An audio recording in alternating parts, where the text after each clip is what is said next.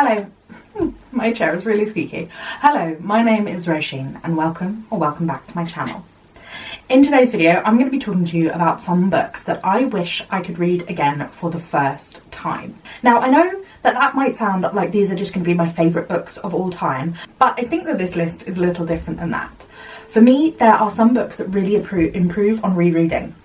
And they're not books that I want to read again for the first time. They're books that I want to read again with foreknowledge so that I can focus on the little details. But there are some books where the feeling of reading them for the first time, either because of things that were revealed or because of the emotion that they brought to me when I was reading them, I wish I could experience that again. And on a reread, I don't get quite the same experience. It's still good, it's just not the same. So these are books that I would love to read again for the first time. And if you haven't read them, I suggest you do, because the first time reading experience is just that good. So the first one on my list is Pride and Prejudice by Jane Austen. And actually this is a book that I wish I could read without any foreknowledge of it. I think it would be such an interesting experience to see what my thoughts would be if it wasn't already so much a part of the cultural zeitgeist for my own personal life.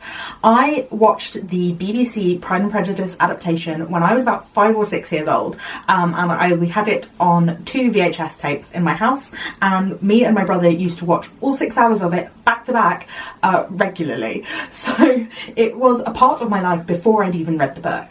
And then, oh my god, it's really snowing. Sorry, it's really snowing. Sorry about that, I love snow and it rarely snows here, so I had to go and see that.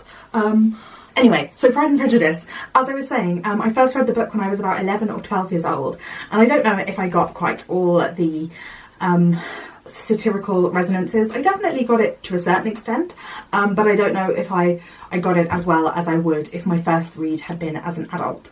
And I would like to see what I thought of it as if I was someone who read it as an adult without having seen any of the films as well. You know, I talk about Jane Austen adaptations on this channel. I have done a few times. I'll leave links in the cards above to some of my video essays.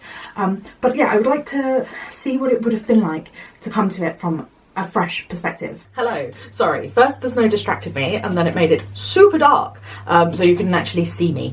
I looked like the corpse bride. So, I'm back now. I was talking about Pride and Prejudice, but it is a different day, so excuse me if I repeat myself. Is about, if you don't know, Pride and Prejudice is about the Bennets, who are a family with 5 daughters who are on the poorer side of landed gentry. And because they're only daughters, they can't inherit their father's estate, so they need to marry well.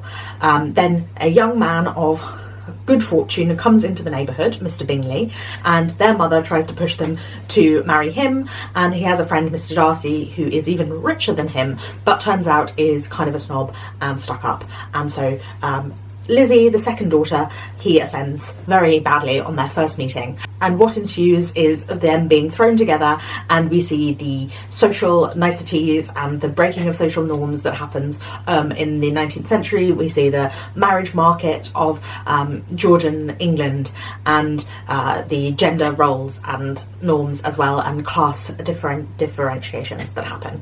So it uses the marriage plot of 2 people meet and end up married as a coat hanger on which to hang all this social commentary and satire, and it uses irony. So it has moments of sweeping romance, but often it is mocking those as well. Like I said, I kind of wish I had come to it without any pre-knowledge, or not necessarily wish, but I think it would be interesting to come to it as someone who had not seen or read any of the books or knew anything about it. I think that would be quite hard. It's definitely a piece of the canon that is one of the most well known. Now, for a different reason, I wish I could read Howl's Moving Castle again for the first time. I did read this for the first time as an adult. It is a middle grade novel, I would say, although as I read it for the first time as an adult and loved it, I do think that you can read it for the first time as an adult and have a good time. Howl's Moving Castle tells the story of Sophie, who is a young girl who is working in a town in a kind of pseudo-medieval fairy tale land. And she is the eldest of 3 sisters who believes nothing will come of her life because she is the eldest, and magical adventures always happen to the youngest.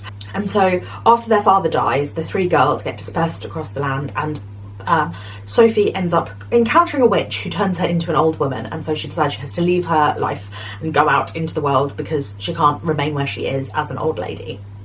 and she ends up running into this castle of the mysterious Howl. Howl has been terrorising the village with his castle that moves around the hill, and he is known as someone who eats girls' hearts or sucks out their souls, and so he is someone to be afraid of, but she feels like she has nothing to worry because now she is an old woman, and she ends up in his castle. And we find out more about how Howl came to be the person that he is, what he really gets up to, which is not eating girls' hearts, but making them fall in love with him and then ignoring them. So he is a fairy tale fuckboy, basically. But it is told with such whimsy, and it's such a fun book to read. I really enjoyed it the first time. There are reveals that are really amusing about where Hal comes from and his background, that are really funny, and the feeling that I had on first reading this, the falling into this whimsical world. It is kind of a cozy fantasy book, I would say. It has the kind of stakes of cozy fantasy, and it uses tropes of fairy tales and things about like switching roles and people pretending to be someone else, people whose secret identity is being revealed. It is just such a fun book, and I had so much joy experiencing it for the first time that I wish I could again. And if you haven't read Howl's Moving Castle, I really recommend that you do. I'm not really a fantasy reader, so it's not like it's of my genre. I think if you loved fantasy, you would love it, because it has enough world building. If you love fairy tale adaptations, I think you would enjoy it because it is kind of a takeoff of a lot of fairy tales, like I said. I hadn't seen the film before I read the book, but the books and the films are so different from one another. Sophie in the books is so much more powerful, so much more interesting than she is in the film, where she's kind of just a damsel in distress. And it has more humour, more tongue-in-cheek. It's less like melancholy and dramatic. It's much more fun. I loved the discovery of that book, and I think I wish I could do that again. So if you haven't discovered it yourself, I would 100% recommend you do. Now, a chunky piece of literary fiction that I wish I could read again for the first time is White Teeth by Zadie Smith. Again, I read this only a few years ago, but I really, really loved it. It is about two men who are, one who is from the UK and one who is from Pakistan, who are in the same tank in the Second World War, and they become friends through that. And we then re-meet them in the 1970s in London, to which the man from Pakistan has moved, and they are friends in London, and we follow their lives as they meet two women and have children, and the children kind of grow up into teenagehood in the 90s in North London specifically. And so it is kind of a family saga, I suppose, but again, very tongue-in-cheek, very funny. It's kind of a satire of London and of multicultural London, and the experience of that kind of 90s Blairite Britain kind of vibe that I think the kind of multiculturalism, end of history kind of feeling, that we are mocking and satirizing. And all of the characters are very complicated and difficult to like, but very easy to enjoy. It has a lot of like warmth and fun and laughter to it, whilst also dealing with difficult topics. And it goes to a very dark place. Like there's this science element to it as well that is about genetics, and we have two of the two sons of the man from Pakistan, one who becomes like very religious and one who is very into science. I think that's the way around it is. And so the religion versus science is a big thing in it as well. But the thing that makes me really wish I could read it again is the ending. Read it again for the first time, I mean. I think if I read it again, I would get a lot more from it. I do think chunky books in particular bear rereading, but the way that I felt at the ending, the feeling that I got, the like intense emotional, visceral, physical reaction that I had to that book at the ending, I think could only be got one time.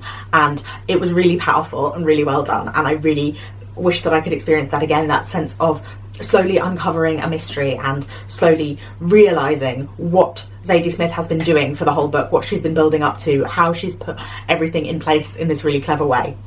And so whilst it is kind of character focused, very social focused, very like in-depth details about these people's lives and the way they relate to one another, and the assumptions that they make about one another, there is also a bigger plot that is moving through the book that I didn't see coming, and it really blew my mind when I got there in the end.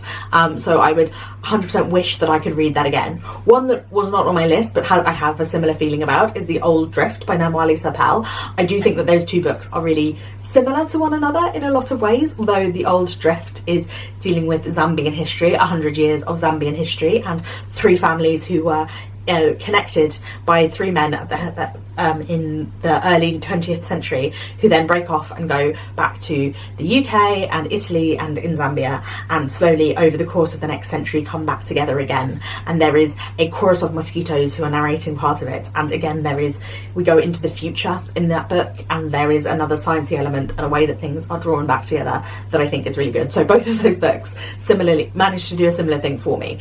So if you have read those books and you have any recommendations, I would love to hear from you, because I loved the way both of those books worked, the way that they had like so much clever social commentary and so much political discussions and different characters who were very real and unlikable, but at the same time there was this plot, and at the same time threads were slowly woven together over the course of very chunky novels. So if you have any recommendations for books like that, I would love to hear from you. And if you haven't read either of those, I would 100% recommend you do, because the experience of reading them the first time was just so wonderful. Now, I said at the beginning that this wasn't just going to be a list of my favourite books of all time, but I do think that Bring Up the Bodies by Hilary Mantel does fit this feeling of wishing I could read it again for the first time. Well, the Wolf Hall trilogy about Thomas Cromwell is my favourite series of books of all time, definitely, and it is so wonderful. Bring Up the Bodies is the second book in the trilogy, which may seem weird that it's the one that I wish I could read again for the first time. But the thing about the books is that the first one and the third one particularly are very chunky books. There is a lot of rich detail in them. The first one goes from Cromwell's childhood up until the point where Henry VIII marries Anne Boleyn. And so it covers a long period of time, and we're really getting to know the characters, getting to know the time period, and getting to understand the way that Mantel builds this world and the way that she tells this story. And then the third one is the 900-page chunky epic that goes from the point of Anne Boleyn's death to the point of Thomas Cromwell's death. And so I don't think it's definitely not covering as big a time period as the first one, but it is going into such like minute detail, very similarly to Mantel's A Place of Greater Safety, where we are building towards this ending, and we know what this ending is going to be because it happened 500 years ago in the case of Cromwell and 300 years ago in the case of A Place of Greater Safety. So we know what is coming, but it's really getting into the gritty details to make you feel the tension. But the difference about the second book is that it just covers Anne and Henry's marriage. It just covers that period of time, which is only 2.5 years, I think. And so it covers the shortest time period, and it feels like a race almost. There is so much tension and so much speed that you really feel like you're being propelled along by the plot, and it is very much a page-turny book, and I don't think you would experience that again.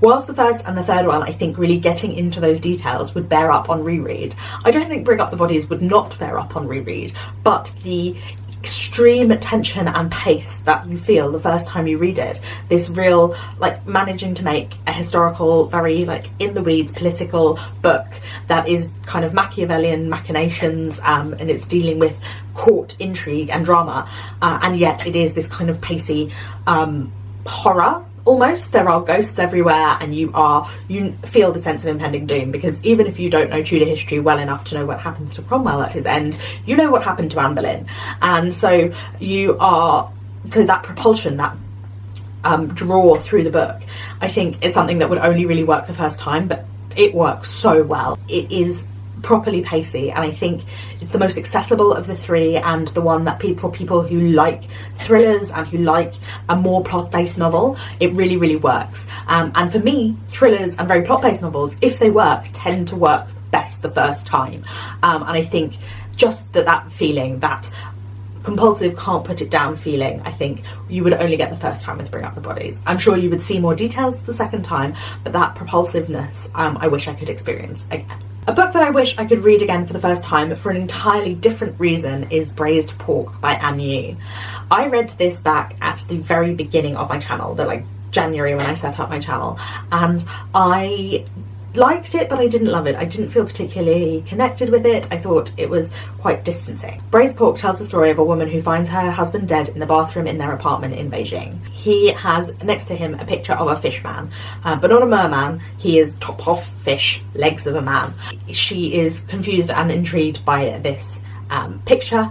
over the course of the novel, she is slowly finding her place in a world that she has lost a position in because she is no longer married. She didn't work while she was married. She felt kind of trapped, like she was in a fishbowl in this apartment. And so she goes to kind of uncover herself and her life, and she ends up on a trip to Tibet because her husband went on a trip to Tibet not long before he died.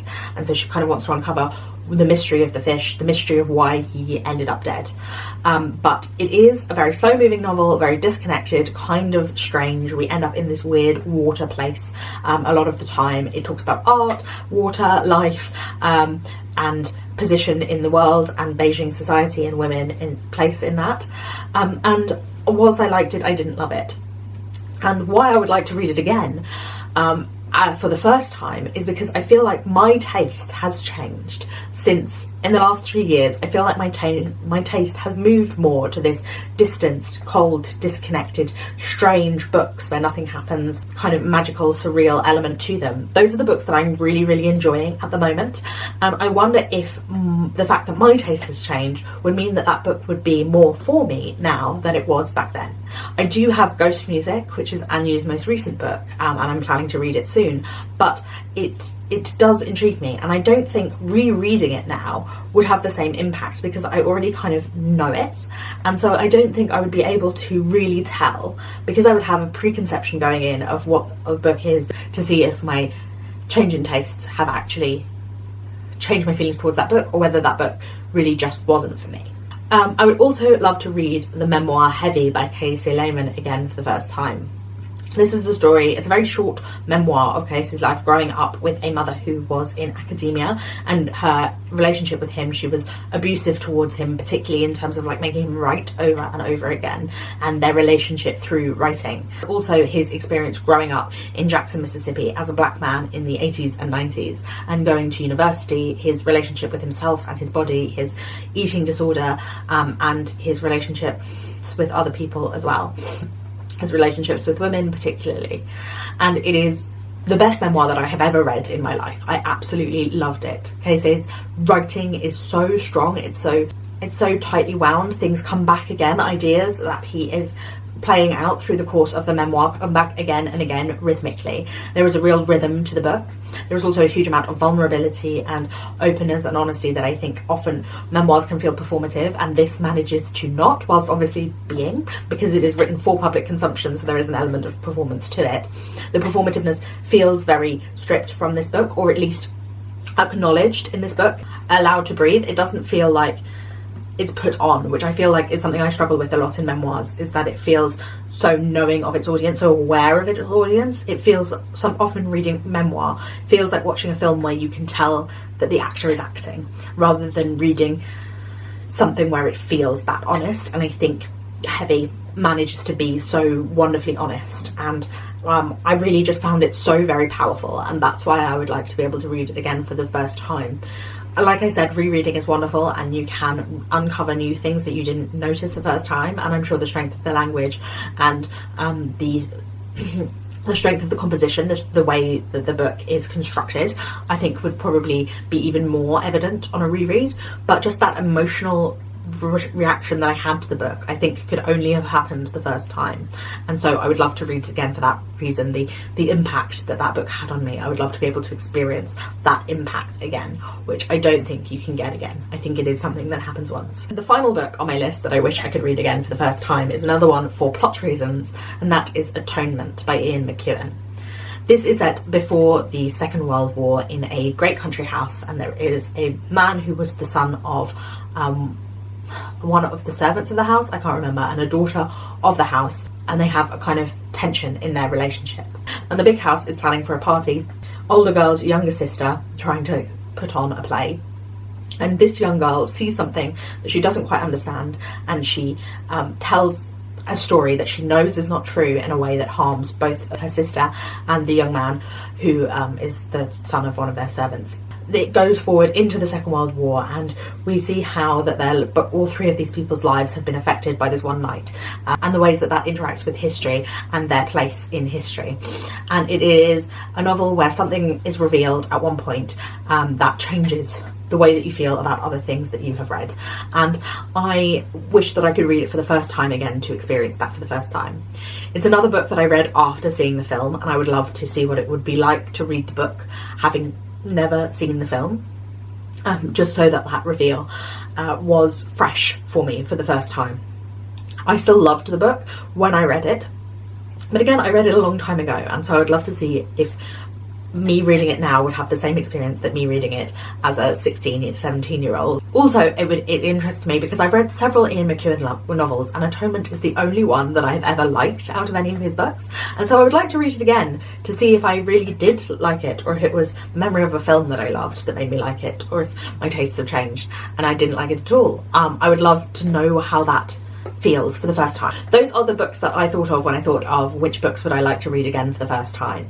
I hope you've enjoyed this video, and I would love to talk to you more in the comments about the idea of why you would want to read something for the first time beyond it being a book that you really loved. What about the first time experience of reading a book makes it something that you wish you could recapture? And if there are novels that you read for the first time that had a powerful effect on you, I would love to hear that in the comments too. And thank you for watching. Please remember to give this video a thumbs up if you liked it, and to subscribe. I put out new videos twice a week, so I will see you again very soon. Thank you for watching. Bye bye.